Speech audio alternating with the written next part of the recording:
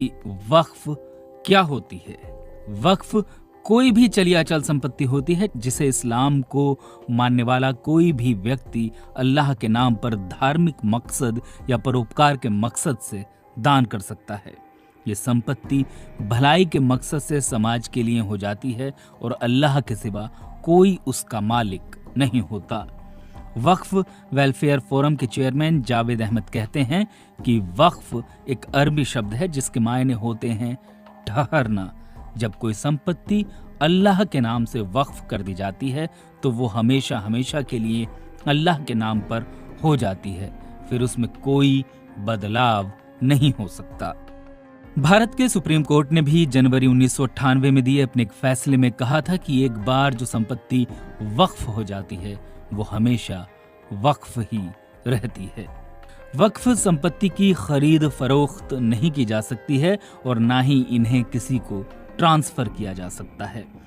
हजरत उमर के पास एक संपत्ति आई थी और उन्होंने पैगंबर मोहम्मद से पूछा था कि मैं इसका बेहतरीन इस्तेमाल करना चाहता हूँ, तो उन्होंने बताया था कि आप इस संपत्ति को वक्फ कर दो, यानी फिक्स कर दो, और इसका जो भी फायदा होगा वो जरूरतमंदों के इस्तेमाल के लिए होगा। वक्फ बोर्ड एक्ट 1995 के तहत वक्फ डीड के जरिए, सर्वे के जरिए या लगातार हो रहे इस्तेमाल की तस्दीक के जरिए संपत्ति को वक्फ दर्ज किया जा सकता है। ईदगाह, कब्रिस्तान, मस्जिद, खेत, इमारत, बाग या किसी भी तरह की संपत्ति को वक्फ किया जा सकता है। अधिकतर वक्फ संपत्तियां मस्जिदें, ईदगाहें और खेत ही होते हैं। सेंट्रल वक्फ काउंसिल के पूर्व सचिव कैसर शमीम कहते हैं, किसी संपत्ति को वक्फ करने के लिए सबसे पहले वक्फनामा तैयार होता है जिसमें संपत्ति को वक्फ किए जाने का मकसद भी निर्धारित होता है। वक्फ बोर्ड सर्वे के जरिए ऐसी संपत्ति को अपने रिकॉर्ड में दर्ज कर लेता है और फिर इसका गजट नोटिफिकेशन कराता है। जब तक संपत्ति सरकार के रेवेन्यू रिकॉर्ड में वक्फ दर्ज नहीं होती तब तक ये अमल पूरा नहीं होता। एक सवाल ये भी उठता है कि भारत में कुल कितनी वक्फ संपत्तियां हैं।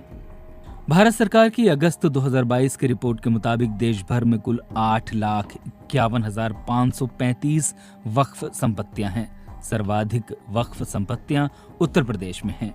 यूपी के बाद पश्चिम बंगाल, पंजाब और तमिलनाडु में सबसे ज्यादा वक्फ संपत्तियां हैं। भारत सरकार ने वक्फ संपत्तियों के प्रबंधन और रखरखाव के लिए वक्फ बोर्ड और सेंट्रल वक्फ काउंसिल की व्यवस्था तय की है। वक्फ संपत्तियों की सुरक्षा के लिए 1995 का वक्फ एक्ट और 2013 का वक्फ संशोधन कानून भी लागू है। हिंदुस्तान में वक्फ की संपत्तियों की सुरक्षा के लिए केंद्रीय स्तर पर एक स्वायत्त निकाय है जिसे सेंट्रल वक्फ काउंसिल कहते हैं। इसके अलावा राज्य स्तर पर वक्फ संपत्तियों के प्रबंधन के लिए वक्फ बोर्ड हैं। भारत में कुल 32 वक्फ बोर्ड हैं। लेकिन इतनी व्यवस्था होने के बावजूद भी वक्फ संपत्तियों पर विवाद आखिर क्यों होते हैं? इसकी वजह क्या है? भारत की अदालतों में वक्फ संपत्तियों से जुड़े हजारों मामले लंबित हैं। विश्लेषक मानते हैं कि चूंकि वक्फ संपत्तियां अल्लाह के नाम पर होती हैं और इनका कोई वारिस नहीं होता, ऐसे में कई बार इन पर कब्जे की नीयत से भी लोग विवाद खड़ा कर देते हैं। अफजल वानी कहते हैं, विवाद इसलिए भी है क्योंकि ये संपत्ति है। जहां संपत्ति होती है वहां विवाद होता ही है।